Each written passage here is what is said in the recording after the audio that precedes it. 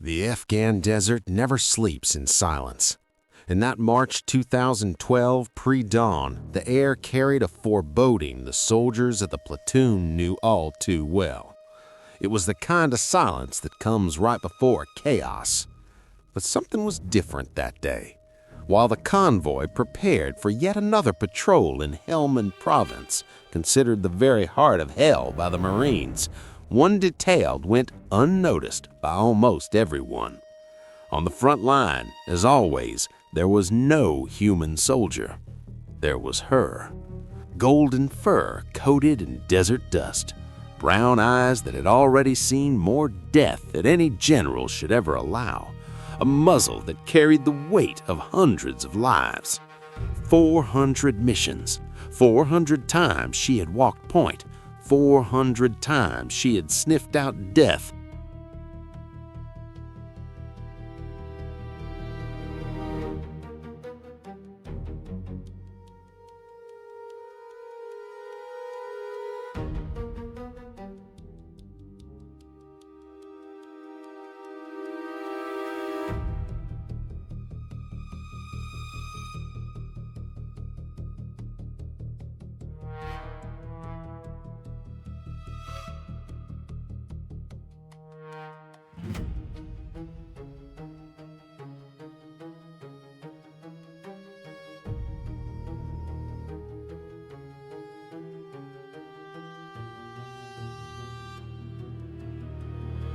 Lucca wasn't born to be a hero. She was born in a regular litter in Amsterdam in 2003. A puppy like so many others, curious, energetic, sniffing at everything in her path. But there was something in her eyes, a focus that the trainers recognized even before she turned one. A determination that set her apart from the rest.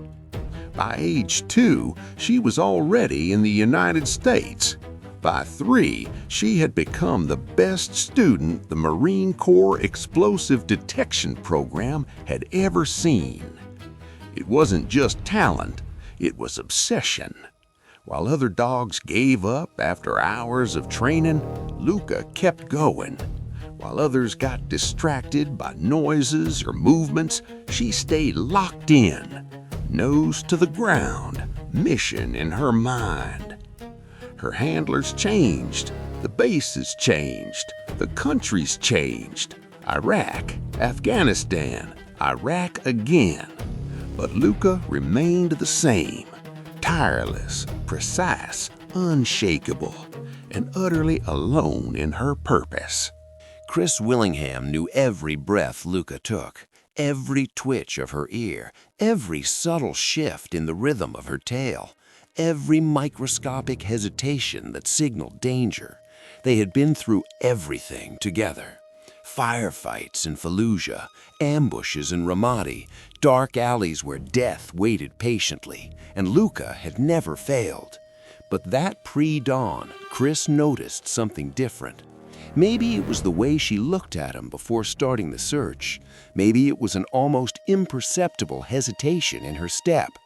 Maybe it was simply the exhaustion of so many years of war. Or maybe it was goodbye. "You ready, girl?" Lucca licked his hand. It was the same ritual as always, but for the first time in 6 years, Chris felt fear. Not fear of dying, fear of losing her. The IED was buried 15 centimeters deep. Lucca found it, the way she found every single one. Her body shifted posture, her ear is lifted. She began to sit, the universal signal that meant bomb here. But this time, something went wrong.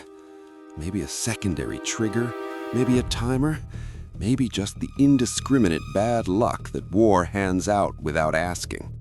The explosion tore the desert silence apart. Chris saw the flash before he heard the sound, saw Lucca's body hurled through the air like a leaf in a storm, saw the dust rise in a cloud that swallowed the world. And then, silence. A silence worse than any explosion. "Lucca!" He ran, didn't think about the mines that might still be there, didn't think about protocol, didn't think about anything except the motionless body of his partner. When he reached her, the world stopped. Her left front paw was gone. There was blood, so much blood, burns that disfigured her golden fur, closed eyes that didn't respond. But there was something else. There was breathing, weak, almost invisible, but still there. "Stay with me, girl, stay with me!" Chris scooped her into his arms and started running toward the convoy, screaming for the medic, screaming for a miracle, screaming for more time. The medevac helicopter arrived in 11 minutes. 11 minutes that felt like hours, while Chris kept pressure on Lucca's wound, talking to her non-stop, begging her to keep breathing. "You saved 400 lives. You can't give up now." The field veterinarian did what he could during the flight back to base. Morphine for the pain, improvised tourniquet, a silent prayer. And then came the emergency surgery. 6 hours. 6 hours in which Chris paced circles outside, refusing food, refusing water, refusing anything that wasn't news. When the veterinarian finally stepped out, his face gave nothing away. "She's going to survive." Chris dropped to his knees. "But we lost the paw, and there are severe burns across her chest and muzzle. The recovery, we don't know if it will be possible." "We don't know if it will be possible." The words echoed in Chris's mind like a verdict. But then he remembered something. He remembered a dog who had learned to detect explosives faster than any other, who had survived hell twice over, who had never given up on anything. Lucca wasn't just a working dog, she was a warrior, and warriors don't quit. In the weeks that followed, as official reports began to circulate, the world started to learn who Lucca was, a hero who had protected thousands of soldiers, a survivor now fighting her hardest battle yet, and an inspiration whose new mission was only just beginning. Lucca's recovery pushed every limit. The first days were the worst. She refused to eat. She whimpered softly when she thought no one was listening. She stared at the empty space where her paws should have been with a confusion that broke hearts. Chris never left her side. He slept on the floor next to her bed. He talked to her for hours about the missions they'd shared, about the soldiers she had saved, about the future they would still have together. "Do you remember Fallujah, that IED no one else would have found? 20 men went home because of you." Lucca lifted her eyes, but she didn't answer. Physical therapy began after 2 weeks. It was brutal. Learning to walk on 3 legs meant rebuilding every instinct she had developed over 9 years. Every step was a battle. Every fall was a defeat. The veterinarian spoke of quality of life and difficult decisions. Chris refused to listen. "You don't know her. She doesn't quit." And he was right. Slowly, painfully, Lucca began to improve. First, she accepted food. Then she started putting weight on her remaining legs. Then she took her first unsteady step and fell, and got up, and fell again, and got up again. Marines passing through the recovery area stopped to watch. Some prayed, others cried silently. Everyone saw in Lucca's struggle a reflection of their own battles.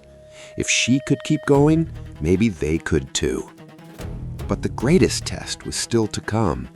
After 6 weeks, the doctors announced that Lucca was stable enough to be transported back to the United States.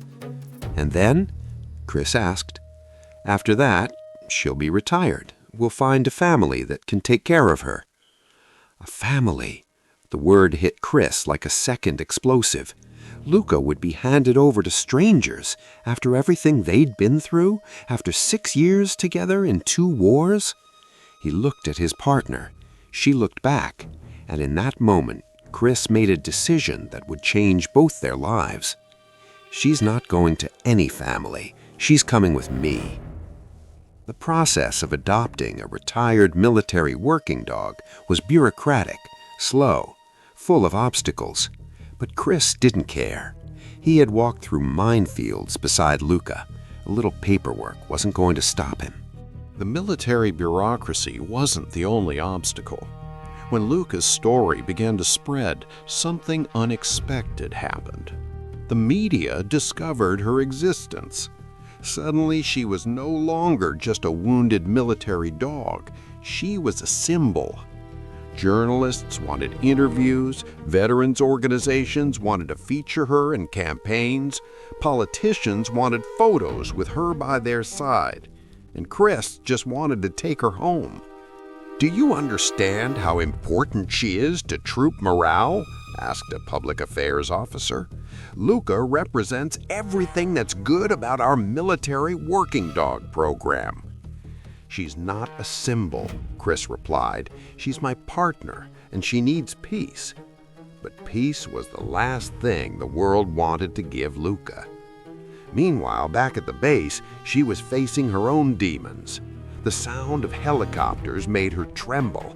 Loud noises sent her straight back to the desert, to the moment of the explosion. She woke up in the middle of the night barking at invisible enemies. PTSD. The same symptoms that haunted thousands of human soldiers were now consuming a 9-year-old dog with only 3 legs. Chris recognized the signs because he felt them himself.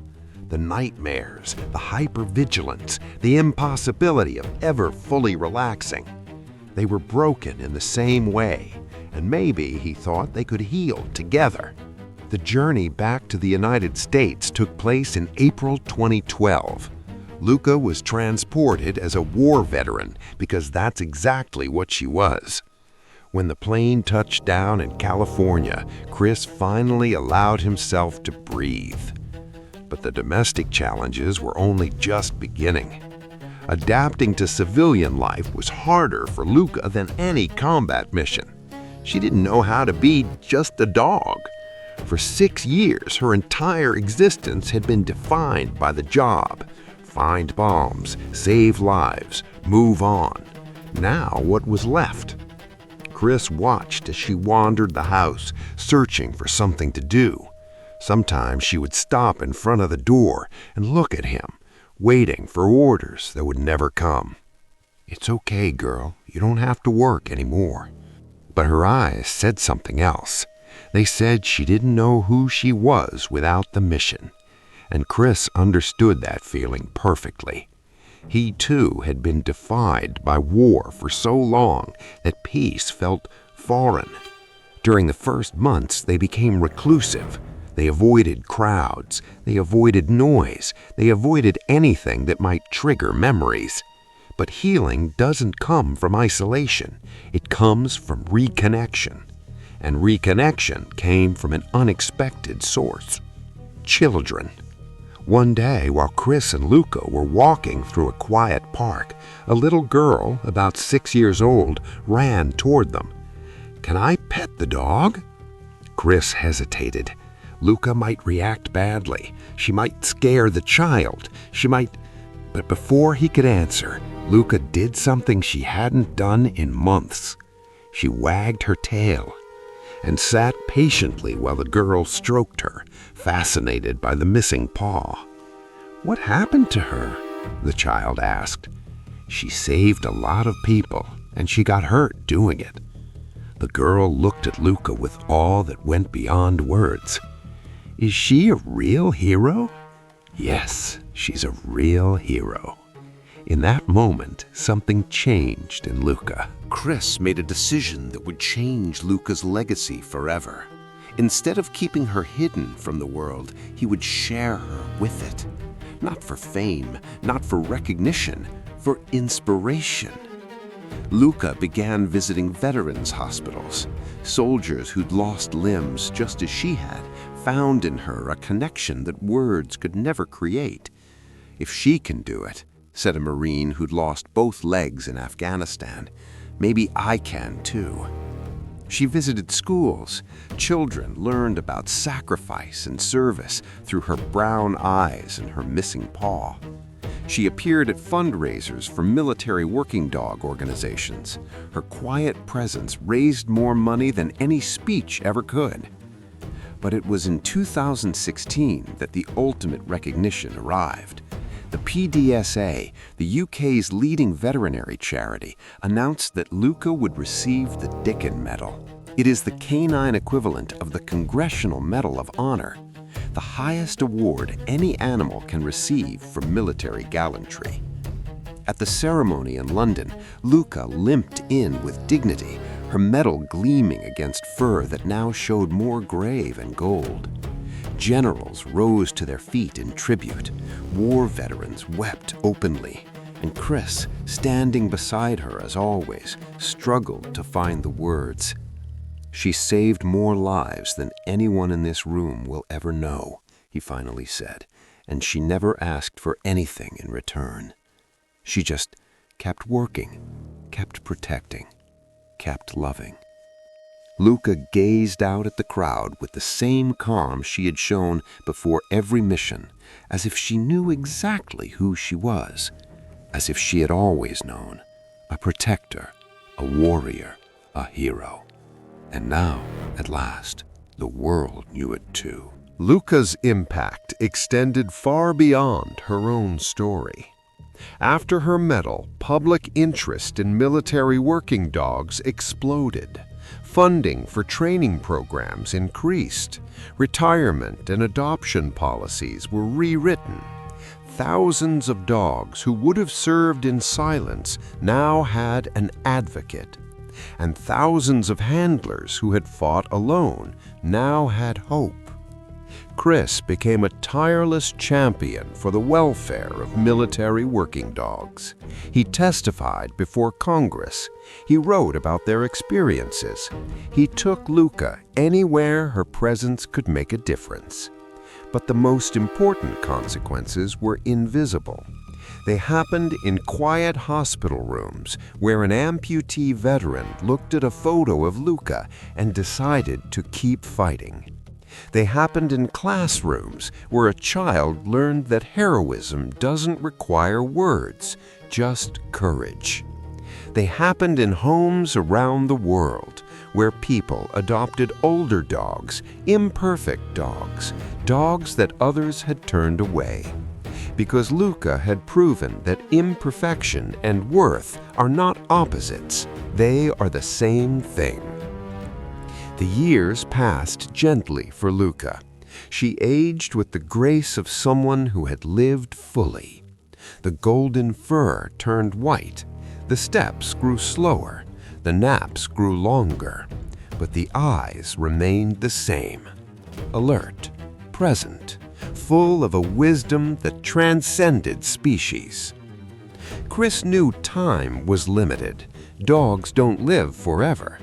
But he also knew that some souls leave permanent marks, and Lucca had left hers.